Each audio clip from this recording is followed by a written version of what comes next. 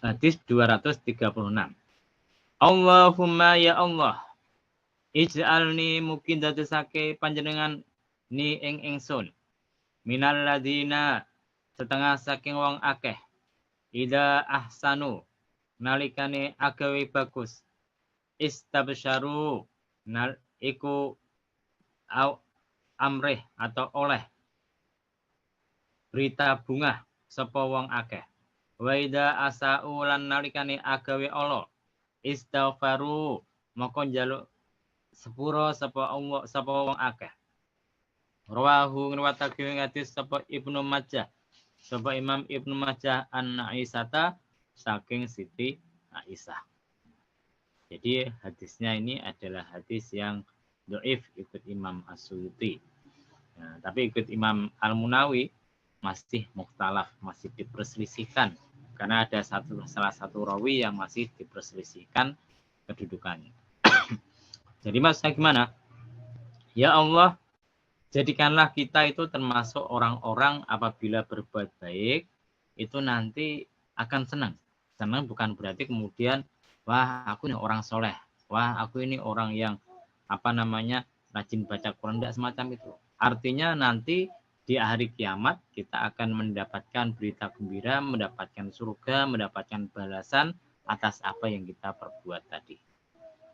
Jadi orang yang baik itu dulu pernah tak terangkan kan, kalau Anda beramal itu ibaratnya seperti orang kencing. Nah, kalau Anda kencing itu Anda pikirkan nggak, kencing saya tadi kemana ya? Oh, ya tidak mikir toh. Anda kebelet langsung ke kamar mandi kencing, habis kencing ya tidak mikir, sudah mau kemana air kencingnya itu mau kemana tidak dipikir.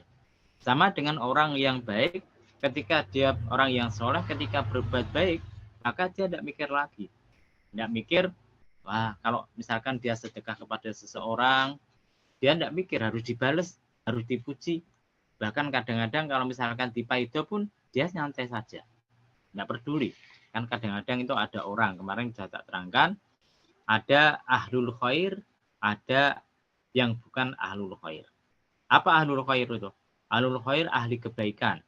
Kalau kita misalkan berbuat baik pada dia, kemudian dia mengucapkan alhamdulillah, matur nuwun, terima kasih. Lah itu namanya ahlul khair. Ada yang namanya bukan ahlul khair. Anda misalkan kasih makan kepada tetangga anak Anda misalkan. Kemudian tetangganya ngomel, "Lah makanan gini kok dikasihkan?" Anda alhamdulillah. Ya toh? Anda sedekah misalkan, kasih amplop pada tetangganya ketika buah. Nah, sekarang zamannya buah. Kemudian ketika dibuka isinya cuma 20.000 atau 5.000. Maka ngomel, wah buah kok 5.000, kok 20.000. Nah ini namanya bukan ahlul khair. Nah, maka orang yang baik itu, orang yang soleh itu ketika dia berbuat baik sudah tidak mikir lagi. Dicela, dipuji, bagi dia sama saja. Nah, karena apa? Karena dia sudah ikhlas. Ikhlas itu banyak definisi ikhlas tuh. Salah satunya adalah istiwa ul dami wal madhi. Artinya dipuji atau dicela pun sama saja. Nah, atau istiwa udzohir wal batin. Jadi dzahir dan batinnya sama saja. Nah, jadi ini apabila orang berbuat baik dan dia betul-betul ikhlas, nanti akan dapat kabar gembira di akhirat nanti, mendapatkan surga dan balasannya. Demikian pula waida asau istaghfaru. Apabila dia berbuat jelek, maka kemudian dia minta ampun kepada Allah Subhanahu wa taala. Jadi agama Islam itu menganjurkan kalau kita berbuat jelek itu harusnya malu, disembunyikan, jadi tampakkan. Jadi misalkan mungkin ada orang yang Islam yang mabuk, tapi dia malu kalau ketahuan mabuk sama tetangganya, itu bagus daripada kalau dia itu mabuk kemudian di video dimasukkan TikTok, dimasukkan YouTube, dimasukkan dan lain sebagainya. Itu tidak bagus. Demikian pula apabila ada orang berbuat maksiat, maka kemudian dia malu menyembunyikannya, itu bagus dibandingkan apabila ditampakkan tidak malu-malu. Nah, karena itu dikatakan bahwasanya dikatakan kalau saya lupa Al-Qur'annya kan. Faida fa'alu fahisatan apabila mereka berbuat salah satu ciri yang beriman, apabila berbuat kejelekan, maka mereka kemudian menyesal dan minta ampun kepada Allah Subhanahu wa taala.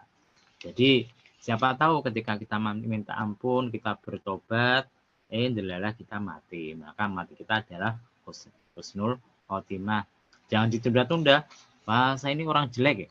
Oh, saya ini bukan orang soleh. Nanti aja tua tak taubat. Nah, kalau Anda matinya tua, kalau enggak, nah, maka jangan ditunda-tunda. Kalau ada kesempatan istighfar minta ampun. Kemudian delalah tergoda setan lagi. Nah, kemudian ada maksiat lagi, ya enggak apa-apa.